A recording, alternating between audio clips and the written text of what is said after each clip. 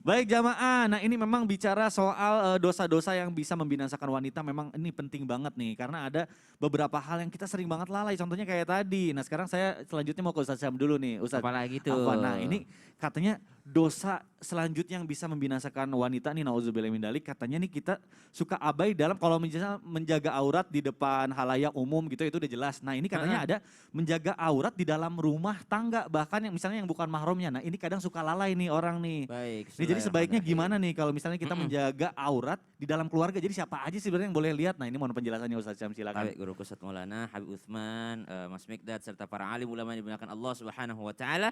Bismillahirrahmanirrahim. Alhamdulillahirabbil alamin wassalatu wassalamu ala asyrafil anbiya'i wal mursalin sayyidina Muhammadin wa ala alihi wa sahbihi ajma'in. Asbahna wa asbahal mulku lillahi rabbil alamin.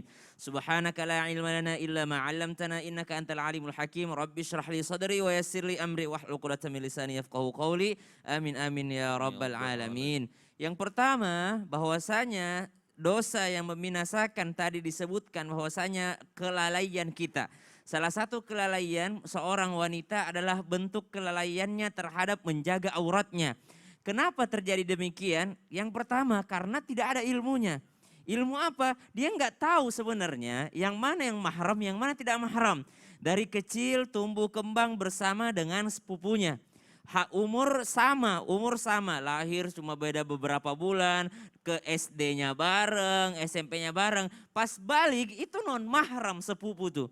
Sepupu itu non mahram, maka sekalipun waktu kecil akrab, sekalipun waktu kecil main bersama, ketika dua-duanya balik atau salah satunya sudah balik kemudian mereka bersama, maka ini adalah sudah tidak mahram lagi, maka sudah tidak boleh melihat auratnya lagi, tidak boleh bersentuhan lagi. Kemudian yang kedua, siapa lagi biasanya yang ada di dalam rumah, dalam satu rumah? Ini kan kalau keluar rumah kan aman nih ya.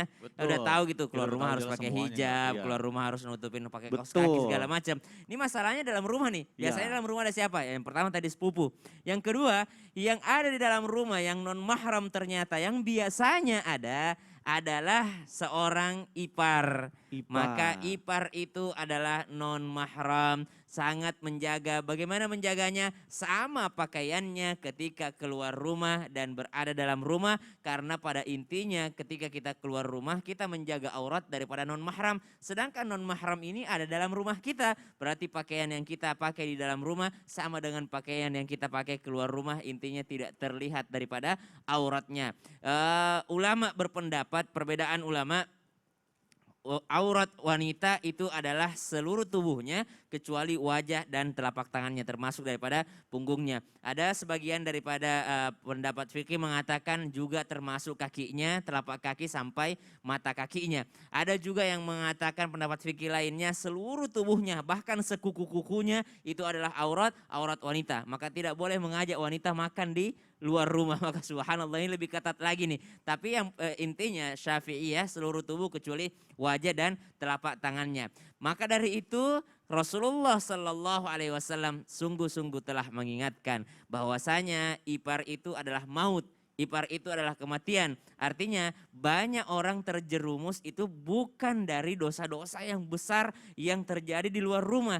Justru terjerumusnya ada di dalam rumah. Sesuatu yang biasanya dianggap sepele itulah yang menjerumuskan manusia. Biasanya kendaraan itu tidak tergelincir oleh batu yang besar. Tapi kendaraan itu tergelincir oleh kerikil yang kecil. Artinya bukan sesuatu yang besar yang membuat kita terbentur. Tapi yang membuat kita tergelincir adalah batu-batu yang kecil. Maka subhanallah mari jaga auratnya baik berada di luar rumah ataupun di dalam rumah. Kalau sama mahramnya orang tuanya. Betul. Mertuanya karena sebab pernikahan. Oh Mertua mertua tuh ya. mahram ya. Baik. Mertua menantu tuh mahram. Kemudian ada pamannya, itu juga karena hubungan keluarga. Kemudian Paman. karena sebab persepersusuan, maka itu boleh melihat tapi batasannya adalah sesuatu yang dipakai perhiasan, leher, Oh. gelang gitu ya. Itu sesuatu yang dipakai perhiasan. Waduh, Masya Allah luar biasa. Ini banyak sekali nih yang lalai. Karena kalau misalnya sudah sama keluarga nganggapnya semuanya udah mahromnya. Padahal Aduh, nggak semuanya padahal nggak keluarga semua ya. mahram. Masya Allah ini alhamdulillah dapat lagi ilmunya nih lebih spesifik lagi. Nah ini sekarang